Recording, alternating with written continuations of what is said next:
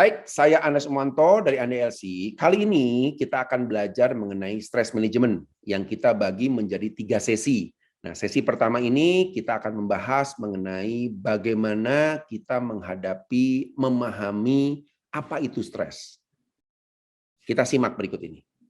Program agenda kali ini kita akan membahas 5 aspek yang akan dibagi ke dalam 3 sesi pelajaran. Yang pertama adalah anything you should know about stress. Apapun yang kita ketahui tentang stres, kita akan detilkan, kita akan tahu, dan kita akan juga lihat bagaimana stres itu muncul nantinya. Lalu yang kedua, kita akan belajar juga mengenai jebakan berpikir. Stres akan lebih dominan diakibatkan oleh cara berpikir yang salah.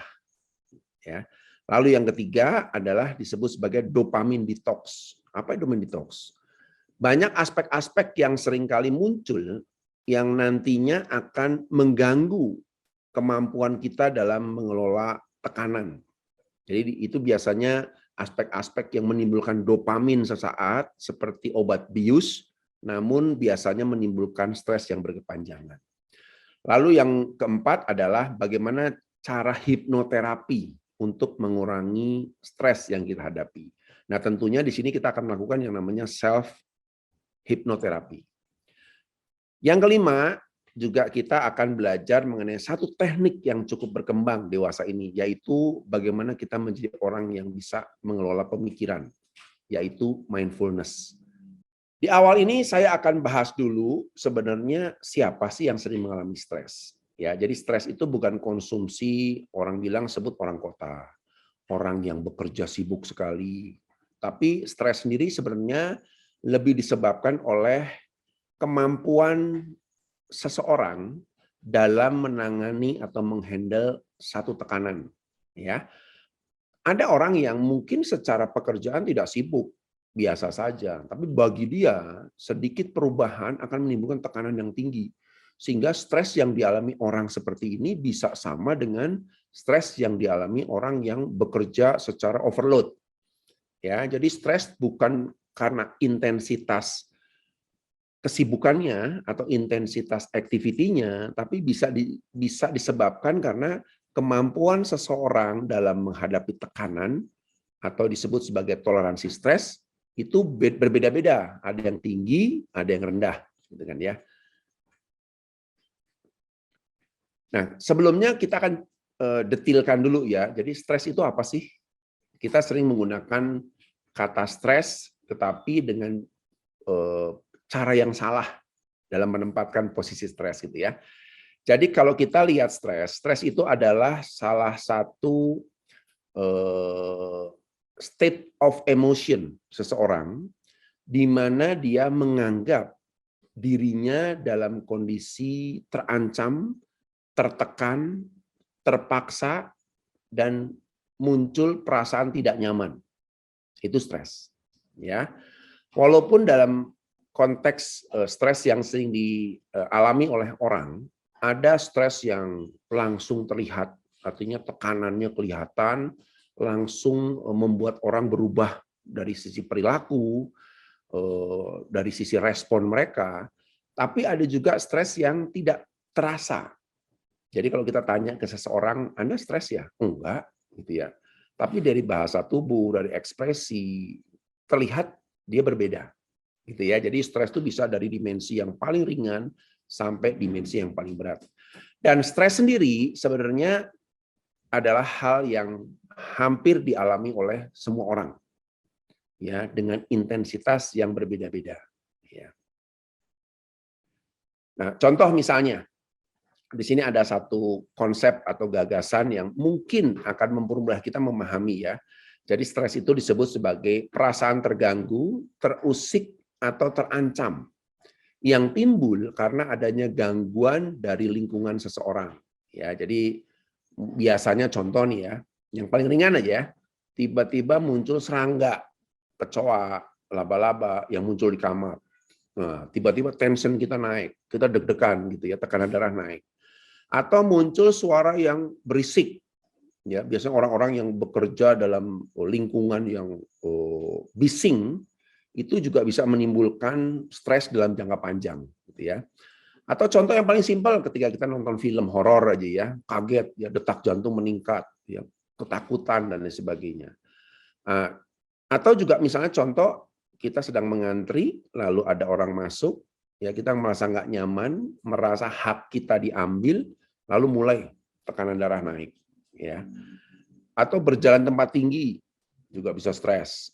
Ini biasanya apalagi orang-orang disertai dengan fobi-fobi tertentu gitu ya, atau nembak gebetan, ya udah stres duluan kan, wah saya mau ngomong apa dan lain sebagainya.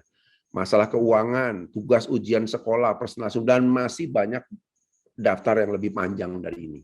Tapi kalau kita lihat kontekstual, contoh seperti ini artinya mungkin dalam sehari kita pernah mengalami minimal 2 atau 3 stres. Kita akan masuk dalam konsep dimensi pemikiran manusia. Jadi dimensi pikiran manusia itu ada 3. Masa saat ini, masa sekarang, masa depan, dan masa lalu. Ya, jadi kalau kita misalnya berpikir di saat ini ya, di saat ini itu masa lalu, kenangan misalnya, kenangan yang mungkin menyenangkan, tapi kita nggak bisa dapatkan pada hari ini, bisa membuat stres. Atau juga kita berpikir tentang masa depan yang belum terjadi, ya masa depan yang masih kita bayangkan, bisa juga membuat stres. Jadi kalau kita lihat di sini konteksnya apa? Kadang-kadang stres itu tidak selalu disebabkan oleh kondisi saat ini, kondisi yang ada di sekitar kita. Tapi bisa terjadi karena kita berpikir ke masa lalu, atau kita terlalu jauh berpikir ke masa depan. Nah, ini konsep stres muncul dari pemikiran seseorang. Ya. Atau bisa juga begini, karena mikirin apa yang terjadi dan bakalan terjadi terlalu ekstrim gitu ya, terlalu, waduh ini benar-benar saya nggak ngerti, atau masa depan saya bagaimana, ini saya mengikuti satu ujian, kalau nilai saya jelek bagaimana, dan sebagainya. Nah itu satu contoh, stres itu bisa kita alami. Gitu kan ya. Nah pertanyaannya adalah, bisakah kita hidup tanpa stres? Ini menarik pertanyaannya. Gitu ya. Kalau kita lihat konteks seperti itu. Nah, kita lihat dulu ya, kalau dari konsep pemahaman tentang stres, ada yang disebut sebagai piramid Hughes and Dobson. Ini sesuatu seorang peneliti ya, yang benar-benar memberikan satu acuan. Bagaimana sih stres itu sebenarnya? Apakah stres itu benar-benar sesuatu yang negatif atau sesuatu yang merusak? Atau bisa juga stres menjadi sesuatu yang positif, ya.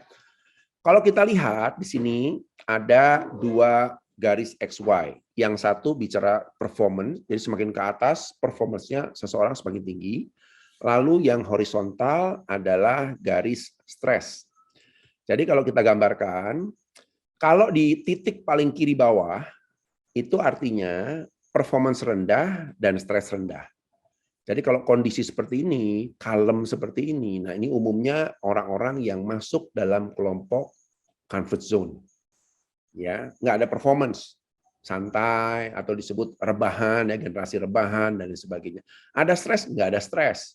Mereka rileks dan nyaman gitu ya, tapi tidak bisa mencapai performance yang optimal. Nah, semakin tinggi performance ternyata semakin masuk ke ranah stres yang semakin meningkat. Tapi menariknya adalah kalau kita lihat garis biru di sini atau warna biru, ini adalah stres yang sifatnya positif. Karena stres yang muncul itu menimbulkan improvement. Daya improvement seseorang, mengembangkan sesuatu ke arah yang positif, ya. Lalu pada tingkat yang optimal disebutnya yang tengah ini ya, ini kerjaan bisa sangat optimal.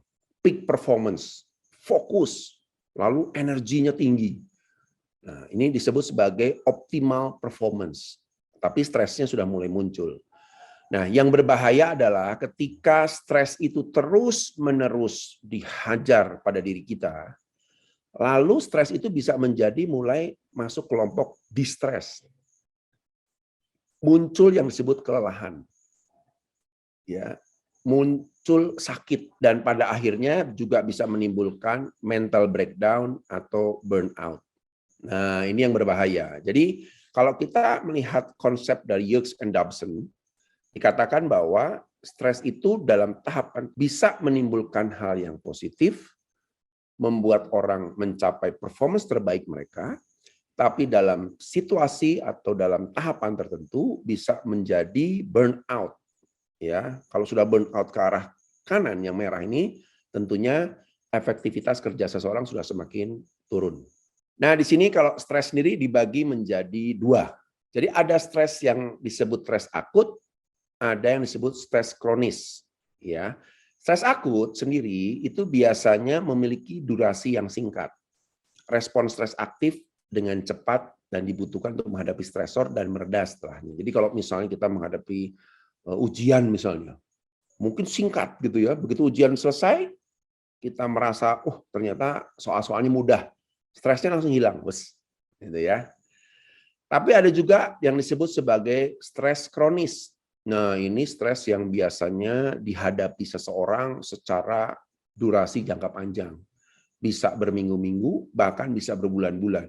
Ini khususnya jika akar dari stres tersebut tidak terselesaikan dengan mudah. Contoh misalnya, saya punya masalah konflik dengan atasan.